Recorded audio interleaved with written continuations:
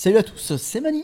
Aujourd'hui, une vidéo sur une équipe palier et je vous ai sélectionné un de mes championnats préférés, la Ligue 1. Donc il va y avoir beaucoup de joueurs, donc vidéo un petit peu plus longue que d'habitude. Donc je continue la série. Donc pour rappel, j'ai fait une dernière vidéo sur la J-League où il y a quand même des très bonnes affaires avec des très bons rapports qualité-prix. Là en Ligue 1, l'avantage c'est que du coup vous pouvez regarder un peu plus facilement les matchs. Il y a aussi des bons rapports qualité-prix. C'est des joueurs que l'on connaît, il y a beaucoup d'informations. Je trouve que c'est plutôt important dans ce rare d'avoir des joueurs sur lesquels on peut avoir les infos facilement. Notamment, il y a Laurent MPG qui réalise tous les week-ends beaucoup d'infos sur les dispos, etc. des joueurs. Donc, d'ailleurs, un petit clin d'œil pour lui. Donc, moi, c'est pour ça que je trouve que c'est pas mal de favoriser ce type de championnat. Donc, après, à vous de voir et de faire vos propres choix. Donc, pour rappel, une équipe palier, donc ça se joue uniquement en rare. Donc là, si on va dans les compétitions, on voit toutes les compétitions. La seule où il y a des paliers, donc c'est l'AS rare. Donc l'AS c'est All Star rare. Donc si on regarde un petit peu les gains au niveau des enjeux, on va voir. Donc là c'est les premières places sur lesquelles il y a de l'Ether traduit là ici en euros et plus des cartes à gagner. Mais là ce qui va nous intéresser, c'est de monter une équipe qui peut les taper régulièrement, soit 205 points minimum, ce qui va nous permettre d'atteindre, alors normalement c'est en dollars, là c'est quasiment la même chose, 25 $, soit 250 points, et là dans quel cas on toucherait 50 $. Et si on fait plus, pourquoi pas aller gratter une petite cartounette, on dit pas non. Avec la préparation des joueurs que je vous ai faite, on est plutôt sur une cible palier 2. Voilà, les cartes, ce sera peut-être un peu plus sur la sélection que j'ai fait en Asia. Donc allez, c'est parti, comme la vidéo est longue, on va démarrer. Donc, premier joueur, on va commencer par les gardiens, on va se faire ça dans l'ordre, hein. Gardien, défenseur, milieu, attaquant. Matt Sells. Donc alors les gardiens, forcément, une équipe palier, ça va quand même être cher à cause du gardien. Mais je trouve que l'achat du gardien vous sécurise vraiment le palier. Et en termes de valorisation, un gardien que vous achetez aujourd'hui 0,714, sauf si vraiment il se casse la main pendant 2 ans, son prix devrait pas énormément bouger. Donc en fait c'est vraiment un achat que vous faites et que vous pouvez revendre quasiment au même prix, sauf grosse tuile, hein, ça il faut quand même le prendre en considération. Donc même si ça paraît cher, pour moi c'est un achat que vous revendez après au même prix, donc c'est juste pour sécuriser. Donc Matt Sells, donc là ils sont pas très bien à Strasbourg, mais je trouve quand même ils ont quand même un effectif, c'est à peu près le même que la saison dernière, qu'il n'y a pas de raison qu'ils ne relèvent pas à la tête de l'eau. Donc là on voit, c'est sûr que ça donne pas forcément trop envie de l'acheter cette année, plus sur les perfs de l'année dernière. Donc mais bon, moi j'y crois, donc c'est pour ça que je vous le propose, je vous le mets dans la liste. En plus bon, il fera la Coupe du Monde, pas en tant que numéro 1, mais on sait jamais, hein, une fois qu'il y a une petite blessure de Courtois, pourquoi pas, mais bon, faut pas viser là-dessus, faut pas miser là-dessus, hein. Alors on a ensuite Moridio qui joue à Clermont, pardon. Donc lui en termes de prix, alors là il faut pas regarder la moyenne, il faut plutôt regarder le floor price, parce que là vous pouvez pas l'avoir à ce prix-là pour l'instant, plutôt donc un peu moins de 700, donc à peu près les mêmes prix que Cels, hein. Alors lui on a un peu moins de sécurité dessus parce qu'on le connaît moins, Cels, on sait qu'il a un contrat long, c'est un bon gardien, il perdra pas sa place. Lui normalement non. Par contre voilà, en termes de scoring, on voit qu'au début Clermont, au début de saison, a réussi un très beau début. Donc il nous fait du A. Et quand c'est couplé avec un clean sheet, ça fait des scores très intéressants. Donc là maintenant Clermont sont un peu plus dans leur standard habituel par rapport au début de saison. Et voilà, on voit que le scoring c'est plus tout à fait le même. Donc je pense qu'il faut plus miser sur un scoring qui ressemblera à ça que celui-ci. Mais ça reste je pense un bon achat. On va passer au défenseur. Alors là, il est très connu dans le championnat de France, Abdelhamid. Donc les joueurs MPG le connaissent encore très bien parce qu'il a toujours des bonnes notes. 0,59. Là, ce qui fait peur, c'est son âge, mais il a re-signé encore un contrat jusqu'en fin juin 2024. Donc cette saison, vous êtes tranquille. Si on regarde son scoring, écoutez, moi je trouve que c'est très propre pour le prix. Donc voilà, forcément il y a quelques petits ratés parce que Reims n'est pas en top forme cette saison. Après on voit qu'au niveau du calendrier, voilà, ça va taper Nantes, Montpellier, bon Rennes ça va être un peu plus compliqué, Lille aussi, après c'est Ajaccio, Nice, à Paris ça va être plus dur, Lorient. Donc on voit qu'il y a un peu de tout, il y a des matchs faciles et des matchs moins faciles. Ouais, c'est un peu panaché. Voilà. Donc mais voilà, pour le prix, 0,59, valeur sûre. On sait qu'il est capable d'aller mettre sa tête sur les corners. Donc moi je le trouve intéressant. On va partir ensuite sur Jérôme Boateng. Alors, il y a quelques semaines de ça, je ne vous l'aurais pas mis dans la liste. Et là, depuis l'arrivée de Laurent Blanc à la tête de l'équipe, eh ben, il a trouvé une place de titulaire. Alors, pour l'instant, ce qui est intéressant, c'est surtout son prix. 0,58. Il a 34 ans. Contrat jusqu'en fin d'année. Donc ça, c'est pas forcément le plus intéressant. Mais bon, je pense que c'est le joueur qui va pas arrêter. Hein. Il va se retrouver un autre club derrière. Hein. Pourquoi pas partir en Turquie ou un championnat qui aime bien prendre comme ça des joueurs en fin de carrière. Donc pourquoi pas. Donc après voilà, c'est pas le meilleur plan de la série, mais pour 0,58 ça peut vous faire aussi un remplaçant. Pensez aussi à prendre un petit remplaçant qui peut vous aider en cas de suspension ou de blessure. Ensuite on va passer à je me suis embrouillé, voilà. Amari Traoré. Ouais, il est là, pardon. Amari Traoré de Rennes. Donc je trouve que son prix, donc là on est déjà beaucoup plus cher, on est à 0,100 de plus. 0,169 pour un joueur en fin de contrat qui a 30 ans. Bon, lui c'est clair, il va pas arrêter sa carrière. Hein. Voilà, qui joue à Rennes dans un club performant. Il est titulaire quasiment tout le temps. Hein. Quand il n'est pas titulaire, c'est qu'il y a un peu de rotation. Mais voilà, moi je trouve qu'il a quand même un scoring qui est sympa. Et surtout dans une équipe performante. Donc ça c'est un joueur que j'aime bien avoir, et je trouve qu'en positionnement prix, on n'est pas à 0,50, mais on n'est pas non plus à 0,400, donc on est plutôt... Ça c'est des joueurs que j'aime bien avoir, ce qui me permet d'espérer quand même un peu plus que les paliers. On va passer ensuite à Gaufrier, donc qui joue à Clermont aussi. Alors aussi, par rapport à Dio, pardon. Donc 0,62, donc là c'est pareil, c'est pas trop cher. Alors c'est pas un joueur trop connu en Ligue 1. Voilà, des performances, on va dire, sobres. Donc voilà, pas le meilleur plan de la vidéo, mais je trouve que c'est un joueur à surveiller, notamment à MPG aussi pour ceux qui jouent. Il a des notes qui commencent à être intéressantes. Ensuite, voilà, un autre Clermontois, donc le Brésilien Neto Borges. Donc pareil, dans les mêmes ordres de prix. Et là, on est à peu près sur des scorings un petit peu plus élevés. Moi, ce que j'aime bien avec lui, c'est qu'il va taper quand même du AA. Donc là, voilà, le dernier match, il est un peu particulier parce qu'il marque. Mais sinon, voilà, bon là, il y a du -2, donc il faut aussi le prendre en considération. Mais sinon, voilà, contre Monaco, 19 de AA. Contre Auxerre, 29. Contre Ajaccio, là, un peu moins. Donc c'est pas très régulier. Mais on voit que voilà, il est bien adapté au scoring des latéraux. Donc, ouais, moi je trouve que son rapport qualité-prix est pas mal. On va passer ensuite à Giroto. Alors attention, Giroto, il a deux cartes. Hein. Il a une carte milieu et une carte défenseur. Donc là, 0,110, on peut le trouver sur le marché. Et là, je trouve que c'est un très bon rapport qualité-prix. Alors même si Nantes, pas forcément très bien positionné cette année, ouais, malgré ça, ça reste quand même un scoring qui est plutôt cool. Donc voilà, on est en fin de contrat en 2024. Donc lui, moi, je trouve que c'est un bon achat. En plus, on voit qu'il va y avoir une série intéressante. Il va y avoir Reims, Ajaccio, Troyes, Auxerre. Donc moi, je trouve que ça peut être un bon achat. Ensuite, Ismaili de Lille, donc défenseur que je trouve plutôt très bon. Alors je le connaissais depuis FIFA, que j'aimais bien. C'est un des joueurs que j'achetais généralement dans les premiers en fut parce qu'il avait un bon rapport qualité-prix.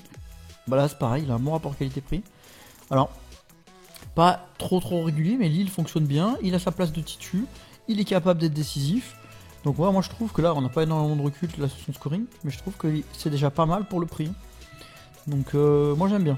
Et puis je trouve que voilà, à Lille, il a clairement du potentiel pour faire même encore mieux. Donc voilà. Puis pareil, une bonne série. Hein.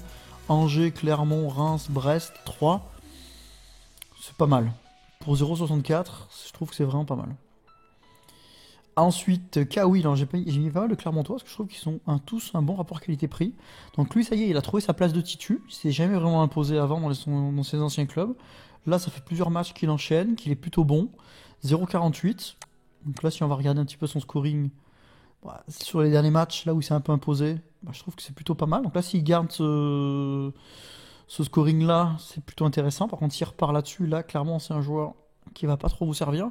Parce qu'un mec qui fait un match sur 4, un 60, et sinon le reste c'est des 27, ça c'est clairement nul. Hein, pour Sora. Hein, je dis pas que le joueur est nul.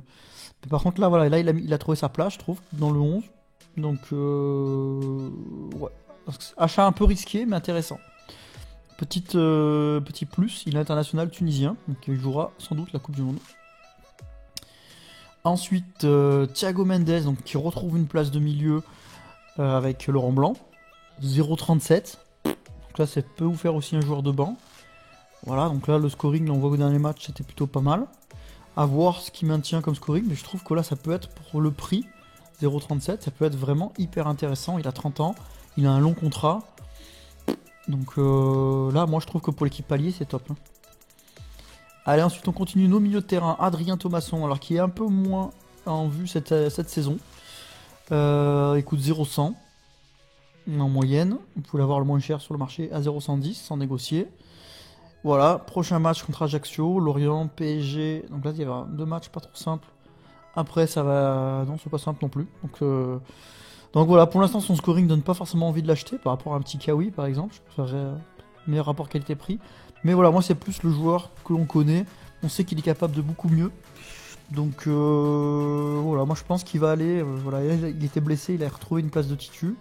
C'est pas encore génial hein, son scoring, mais voilà, moi je trouve que c'est un joueur intéressant et qui a montré de belles choses par le passé, donc pourquoi pas. Mais on est plus sur un pari, vu que là pour l'instant son scoring est pas ouf. Verretou, donc qui est bien installé aussi dans l'équipe de Marseille, à peu près dans les mêmes tarifs. Donc là on voit qu'en termes de scoring, ça va jamais les taper très haut, mais ça reste quand même assez safe. Donc pourquoi pas. Voilà, c'est pas mon coup de cœur de la vidéo, mais voilà, le fait que ça soit à Marseille, que les joueurs qui vont toujours garder quand même une certaine cote. Donc pourquoi pas. En plus, je sais que dans le passé, il était quand même un peu décisif. Là, à Marseille, pas trop. Donc pourquoi pas avoir de temps en temps des scorings un peu plus gros. Alors ça, c'était pas à Marseille. Mais moi, je pense que ça peut le faire. Zenelli, alors lui, attention aux blessures. Mais voilà, par contre, voilà, en termes de tarifs, bah, c'est pas mal. Hein. Surtout, je l'ai vu jouer, je trouve qu'il est assez dangereux là, en ce moment.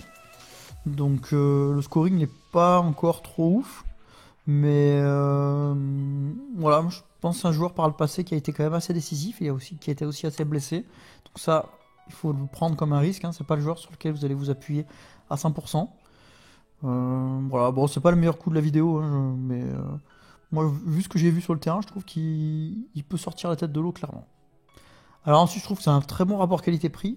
Alexander Golovin, donc le monégasque, qui est très très fort techniquement, qui a toujours un peu de mal à s'imposer, je trouve, dans l'équipe depuis le temps qu'il y est.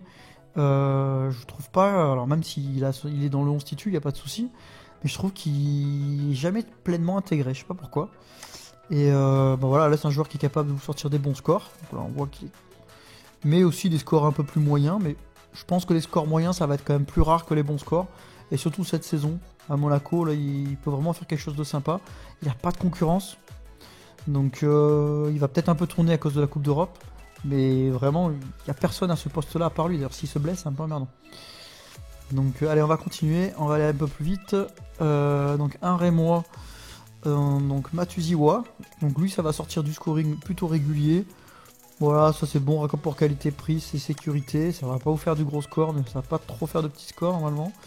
Voilà, on est plutôt voilà, sur des scores en moyenne 50, donc après il faut prendre en compte son bonus. Donc voilà, après lui là il a sa place de titu tranquille. On voit qu'il est capable de faire du A à score intéressant, pas tout le temps. Donc mais voilà, ça reste plutôt safe.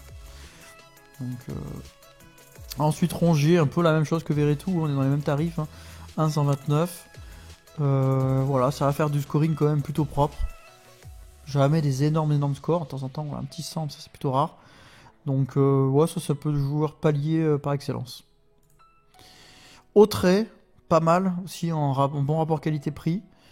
Donc voilà, bon par contre ça joue dans une équipe un peu moins en vue. Mais en termes de scoring, c'est plutôt cool. Plutôt tendance à être un peu décisif aussi. Voilà, pas décisif la dernière fois dans les matchs. Voilà, c'est un joueur qui est connu aussi par sa régularité dans MPG, sort toujours quelques petites actions décisives par saison. Donc voilà, là c'est bon rapport qualité-prix.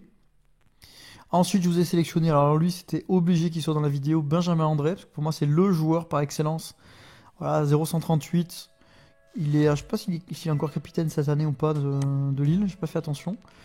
Mais voilà, ça fait du scoring plutôt régulier. Là, en plus cette saison il a sorti quelques gros scores. Donc voilà, ça c'est le joueur typiquement très très bien pour du palier, parce que vous savez qu'il va être titulaire tout le temps, il a sa place dans l'effectif, il peut être un peu décisif, il fait un peu de score, donc ça c'est un joueur qui va plutôt vous tranquilliser. Ensuite Romain Del Castillo, donc là ça y est, alors attention il a une carte attaquant, une carte milieu, donc alors là 0,38, ça doit être une erreur sur le marché je pense, parce que vous n'allez pas le trouver à ce prix là.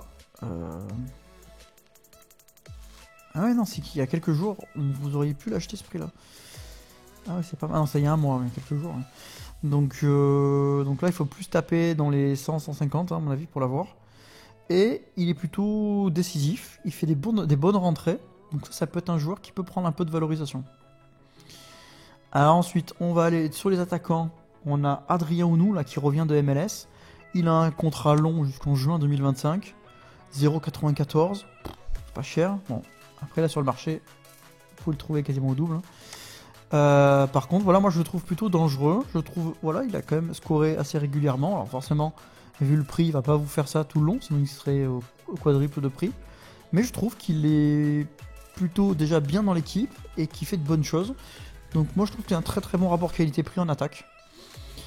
Alors ensuite on va retrouver Stéphane Diarra qui est au club depuis un petit moment à Lorient, donc un jeune. Alors attention là c'est pareil, double carte, il a aussi des cartes milieu. Donc du coup par rapport au prix, alors j'ai pas fait gaffe mais à combien tapent les attaquants, il faut regarder.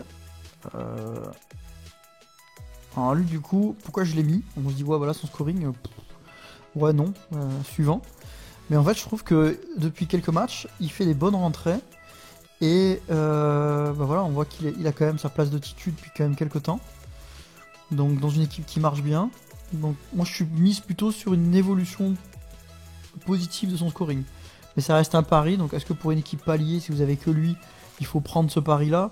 Franchement, je préfère prendre Rounou, clairement. Mais voilà, si vous cherchez un jeune et que vous regardez jouer un peu comme moi et que vous trouvez qu'il est intéressant, pourquoi pas. Ensuite, encore un Clermontois, je vous dis qu'il y a pas mal de bonnes affaires à Clermont.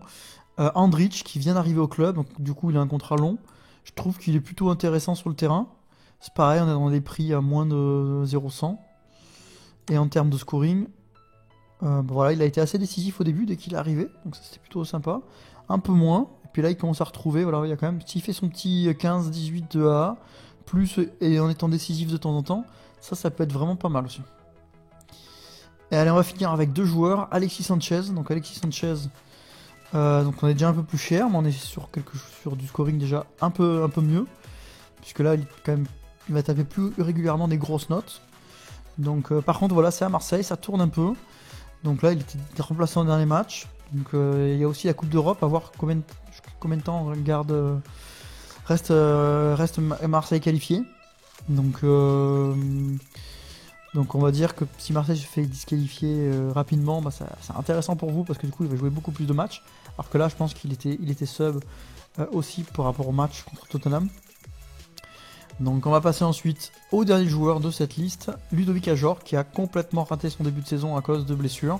Il voulait être transféré, ça s'est pas fait. Donc là il y aura un risque de transfert à un moment donné, sans doute en fin de saison. Mais par contre voilà, donc là il vient d'arriver. Alors je trouve quand même que son prix est un poil élevé par rapport à ce qu'il a montré depuis le début de saison, parce qu'il n'a pas montré grand chose. Mais par contre voilà, on sait que c'est un joueur qui va claquer ses 10-15 buts en championnat. Donc là je pense qu'il va vouloir clairement se rattraper de son début de saison. Donc ça peut être un bon achat, mais voilà, par rapport au rapport qualité-prix, moi vraiment, Ounou, je trouve que c'est le meilleur achat de cette liste. Voilà, bah écoutez, la vidéo est un petit peu longue, puisque beaucoup de joueurs de Ligue 1, mais l'idée aussi c'est que vous ayez votre choix, que je vous donne pas un SO5 et hop, vous partez là-dessus. Je trouve que c'est pas hyper intéressant, là vraiment, vous avez vraiment plusieurs choix, vous n'avez plus qu'à faire vos propres choix à vous. Et écoutez, j'espère que cette vidéo vous sera utile. Si ça a été utile, un petit pouce vers le haut, comme ça me fait un petit feedback. Et puis si vous avez des joueurs à rajouter, n'hésitez pas à les mettre en commentaire. Allez, je vous souhaite à tous de très bonnes Game Week. A bientôt mes petits poulets.